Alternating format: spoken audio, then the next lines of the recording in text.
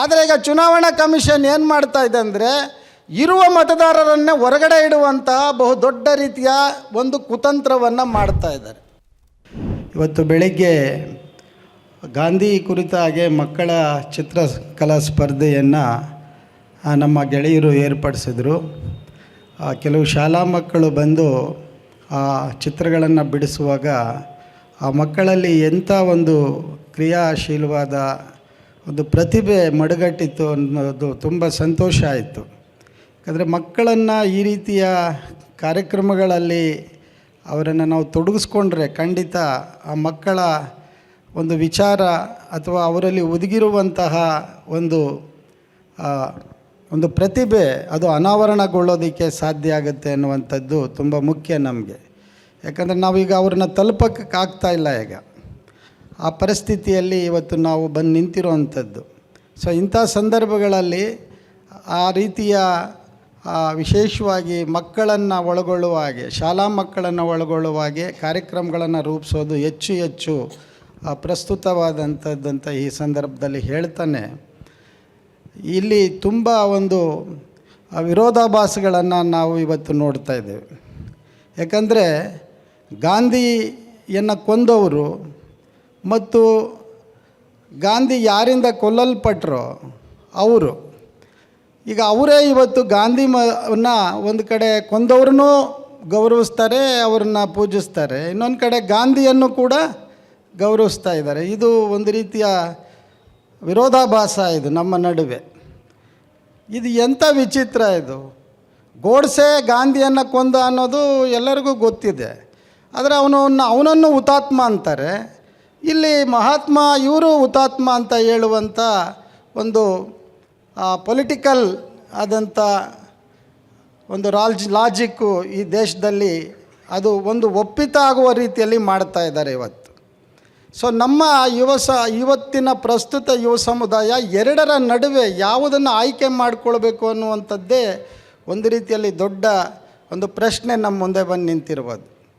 ಆದರೆ ವಿಶೇಷವಾಗಿ ನಾವು ಇವತ್ತು ಏನು ಇಲ್ಲಿ ಹಲವಾರು ವಿಚಾರಧಾರೆಗಳಿಂದ ಬಂದು ಇಲ್ಲಿ ಸೇರಿ ನಮ್ಮ ಮುಂದೆ ಇರುವಂತಹ ಈ ಬಹುತ್ವ ಭಾರತವನ್ನು ಹೇಗೆ ಉಳಿಸ್ಕೊಳ್ಬೇಕು ಅನ್ನುವಂಥ ಒಂದು ಬಹುದೊಡ್ಡ ಒಂದು ಸವಾಲು ನಮ್ಮ ಮುಂದೆ ಇದೆ ಅಂತ ಭಾವಿಸ್ಕೊಳ್ತಾನೆ.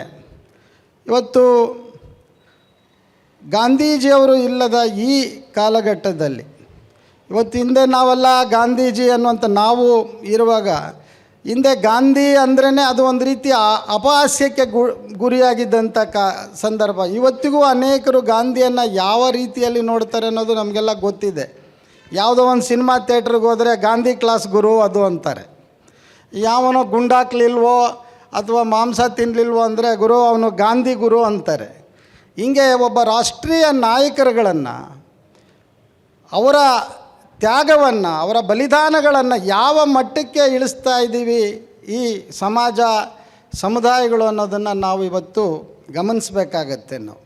ನಮ್ಮ ರಾಷ್ಟ್ರೀಯ ನಾಯಕರ ಬಗ್ಗೆ ನಮ್ಮ ಕಲ್ಪನೆಗಳೇ ಬೇರೆ ಬೇರೆ ರೀತಿಯಲ್ಲಿದ್ದಾವೆ.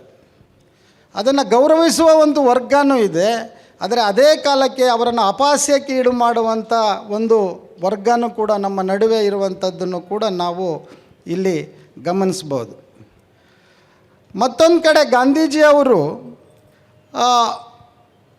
ಈ ವಿಚಾರ ಯಾಕೆ ಹೇಳ್ತೀನಿ ಅಂತ ಹೇಳಿದ್ರೆ, ಅಂಬೇಡ್ಕರ್ ಅವರು ಒಂದು ಕಡೆ ಹೇಳ್ತಾರೆ, ಅಂದರೆ ಒಂದು ಕುಟುಂಬ ಅಂತ ಹೇಳಿದ್ರೆ ಒಂದು ಸುಖಿ ಕುಟುಂಬ ಒಂದು ಸರಳವಾದಂಥ ಜೀವನವನ್ನು ನಡೆಸಬೇಕಾದ್ರೆ ಒಂದು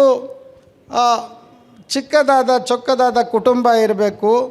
ಹಾಗಾಗಿ ಹೆಣ್ಣು ಹೆಚ್ಚು ಮಕ್ಕಳನ್ನು ಹೆರಬಾರ್ದು.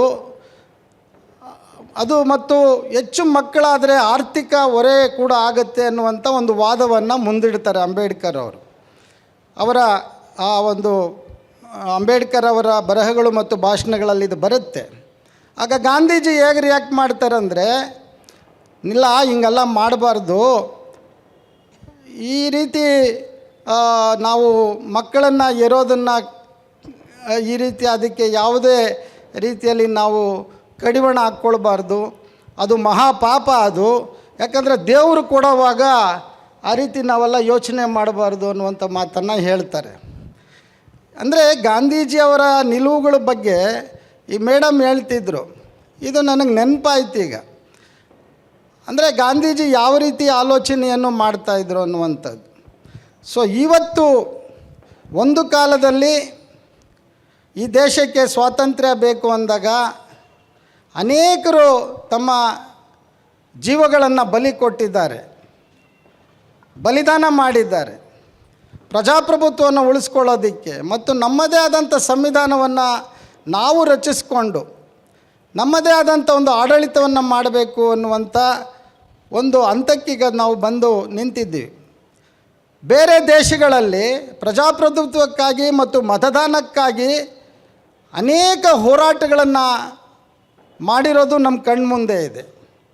ಆದರೆ ಇವತ್ತು ದೇಶದ ಪರಿಸ್ಥಿತಿ ಯಾವಾಗ ಹಂತಕ್ಕೆ ಬರ್ತಾ ಇದೆ ಅಂದರೆ, ಇವತ್ತು ಮತದಾನ ಮಾಡುವಂಥದ್ದನ್ನು ನಮ್ಮ ಚುನಾವಣಾ ಕಮಿಷನ್ನು ಅದು ಹಿಂದೆ ಎಲ್ಲ ಬಂದು ಮತದಾರರನ್ನು ಮತದಾನ ಮಾಡೋದಕ್ಕೆ ಪ್ರೇರೇಪಿಸ್ತಾ ಇತ್ತು, ಅವರನ್ನು ಮತದಾರರನ್ನಾಗಿ ಮಾಡ್ತಾ ಇತ್ತು, ನೋಂದಾಯಿಸ್ತಾ ಇತ್ತು.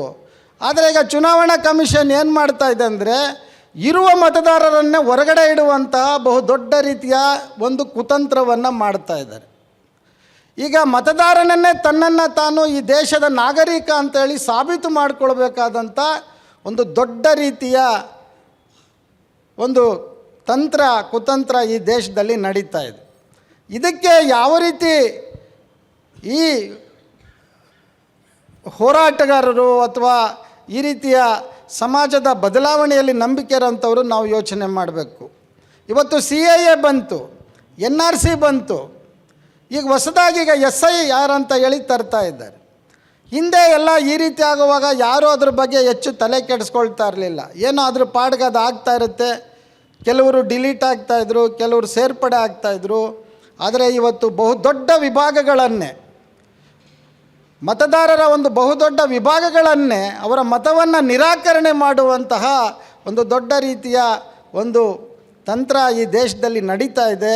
ಇದರ ಬಗ್ಗೆ ನಾವು ಎಚ್ಚರಿಕೆ ವಹಿಸಬೇಕು ಅನ್ನುವಂಥದ್ದು ತುಂಬ ಮುಖ್ಯ. ಇಂಥ ಒಂದು ಸಂದರ್ಭದಲ್ಲಿ ಇವತ್ತು ಯಾರ್ಯಾರು ಸ್ವಾತಂತ್ರ್ಯಕ್ಕಾಗಿ ತಮ್ಮ ಜೀವಗಳನ್ನು ಬಲಿ ಕೊಟ್ಟರು, ಅವರ ಆಶಯಗಳೇನಿದ್ವು, ಅದರ ಎಲ್ಲ ಆಶಯಗಳು ಇವತ್ತು ನಮ್ಮ ಸಂವಿಧಾನದಲ್ಲಿ ಇರುವಾಗ ಆ ಸಂವಿಧಾನವನ್ನೇ ಒಂದು ರೀತಿಯಲ್ಲಿ ಅಪ್ರಸ್ತುತಗೊಳಿಸುವಂಥ ಪ್ರಯತ್ನಗಳು ಇಲ್ಲಿ ನಡೆಯುವಾಗ ನಾವು ಸುಮ್ಮನೆ ಕೂರೋದು ಅದು ನಮಗೆ ನಾವೇ ಮಾಡಿಕೊಳ್ಳುವಂಥ ದೊಡ್ಡ ಅಪರಾಧ ಅನ್ನುವಂಥ ಮಾತನ್ನು ಈ ಸಂದರ್ಭದಲ್ಲಿ ಹೇಳ್ತಾ, ಗಾಂಧೀಜಿಯವರು, ಅಂಬೇಡ್ಕರ್ ಅವರು ಮತ್ತು ಆ ಕಾಲಮಾನದ ಎಲ್ಲ ಹಿರಿಯ ಅವರ ಚಿಂತನೆಗಳು, ಅವರ ಆಶಯಗಳು ನಮ್ಮನ್ನು ಮುನ್ನಡೆಸಲಿ ಅನ್ನುವಂಥ ಮಾತನ್ನು ಹೇಳಿ ಅವಕಾಶ ಕೊಟ್ಟಿದ್ದಕ್ಕಾಗಿ ಧನ್ಯವಾದಗಳು.